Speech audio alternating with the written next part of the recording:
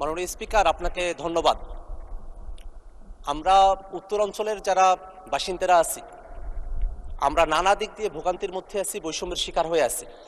গোটা বাংলাদেশের মধ্যে উত্তরাঞ্চল নানা দিক দিয়ে পিছিয়ে আছে। আমরা যারা গোটা রংপুর বিভাগের বাসিন্দারা আছি এবং বগুড়ার যারা আছেন, তারা যদি ঢাকার সঙ্গে যোগাযোগটা করতে চান রেলপথে, তাহলে তাদেরকে অতিরিক্ত প্রায় 120 কিলোমিটার এবং 4 ঘন্টা অতিরিক্ত সময় তাদেরকে রেলের মধ্যে থাকতে হয়। মাননীয় স্পিকার, আমরা যদি ঢাকা থেকে উত্তরবঙ্গের দিকে রওনা করি, তাহলে সিরাজগঞ্জ থেকে বগুড়া পর্যন্ত আমরা সরাসরি যেতে পারি না। আমাদেরকে বগুড়াও যদি যেতে হয়, তাহলে নওগাঁ, নাটোর, পাবনা 3 জেলা ঘুরে এসে তারপরে আমাদেরকে বগুড়ায় যেতে হয়। এবং এই কারণে যেখানে এখন ঢাকা থেকে বগুড়ার রেলপথের দূরত্ব প্রায় 400 কিলোমিটারের কাছাকাছি, যদি বগুড়া থেকে সিরাজগঞ্জ পর্যন্ত একটা টানা রেল লাইন থাকতো, তাহলে এই দূরত্ব প্রায় 120 কিলোমিটার কমে আসতো। এই দূরত্ব হয়ে দাঁড়াতো তখন 280 কিলোমিটারের কাছাকাছি।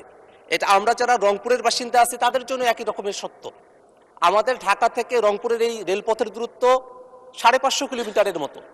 যদি বগুড়া থেকে সিরাজগঞ্জ পর্যন্ত টানা রেলপথটা নির্মাণ করা হয়, 70 থেকে 80 কিলোমিটারের মতো হবে। তাহলে আমাদের রেলপথের দূরত্ব প্রায় 120 কিলোমিটারের মতো কমে আসবে।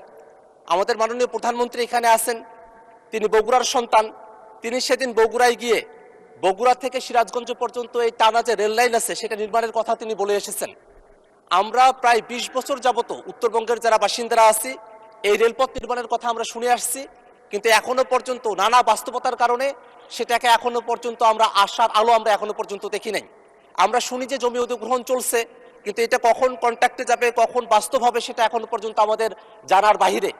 যদি উত্তরাঞ্চলের যারা বাসিন্দারা আমরা আছি, রংপুর, গাইবান্ধা, লালমনিরহাট, কুড়িগ্রাম, এই জেলাগুলো, পাশাপাশি দিনাজপুর, ঠাকুরগাঁও, পঞ্চগড়, নীলফামারী, জয়পুরহাট, বগুড়া, পুরো যে অঞ্চলটা আছে উত্তরাঞ্চল, এই উত্তরাঞ্চলের কোটি কোটি মানুষেরা, লাখো লাখো মানুষ যাদেরকে ঢাকা আসা যাওয়া করতে হয়, তারা যদি এই রেলপথ নির্মাণটা করা হয় বগুড়া থেকে সিরাজগঞ্জ পর্যন্ত, তাহলে তারা অনেক ভোগান্তি থেকে তারা রেহাই পাবে।